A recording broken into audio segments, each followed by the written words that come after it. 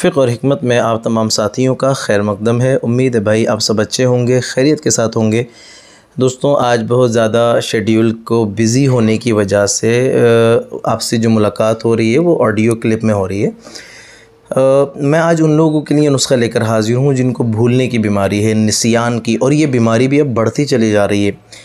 होता क्या है कि बहुत सी बार ऐसा देखा गया है कि लोग आपस में बातें कर रहे हैं, मतलब 2 मिनट बाद बंदे ने मतलब एक बंदा है जिसने ख़ुद बात कही है, 2 मिनट बाद वो कहता है भाई मैंने अभी क्या बात कही थी वो उसको याद नहीं है, या 2 मिनट पहले उसने जो बात सुनी है वो भी उसको याद नहीं है।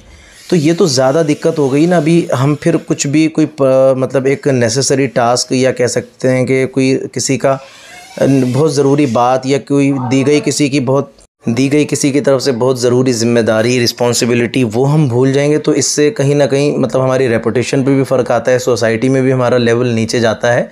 और दूसरी चीज़ ये है कि ये बीमारी होती क्यों है, या तो दिमागी कमज़ोरी की वजह से ये बीमारी होती है, या फिर दूसरा इसकी जो वजह होती है वो बहुत ज़्यादा लंबे टाइम तक कॉन्स्टिपेशन रहने की वजह से भी ये बीमारी होती है।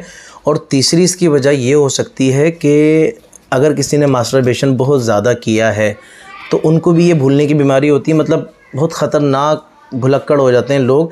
अब करना क्या होता है, करना आपने ये है कि आपने सिर्फ़ 3 चीज़ें लेनी हैं, 3 चीज़ों का इस्तेमाल करना है। इंशाअल्लाहुल अज़ीज़ आपने कभी भी फिर जो 10 साल पहले की बात है ना वो भी आप नहीं भूलोगे। बग़ैर वक्त ज़ाया किए आपने स्क्रीन पे देखना है क्या लेना है। कलौंजी लेनी है 50 ग्राम, नॉर्मल सी चीज़ें मिल जाएगी। राई लेनी है 50 ग्राम, ये भी मिलेगी आपको, सरसों जिसको कहते हैं। और असली शहद आपने लेना है, ठीक है।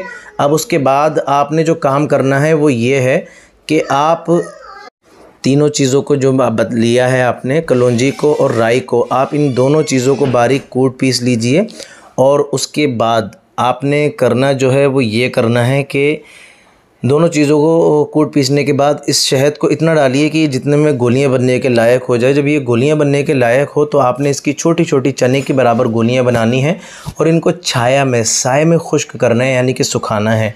और उसके बाद सुबह को एक खाली पेट आपने गोली ले लेनी है, एक रात को सोते टाइम गोली ले लेनी है। पूरा सारी गोलियाँ खा लीजिए, इंशाअल्लाहुल अज़ीज़ आपको भूलने की बीमारी होगी नहीं। 10 साल पहले भी अगर कोई बात कही गई होगी या अब की जाएगी तो 10 साल बाद तक भी आप नहीं भूलेंगे। इतनी जहन तेज़ हो जाएगा, दिमाग में भी ताकत पैदा होगी, जहन भी तेज़ होगा।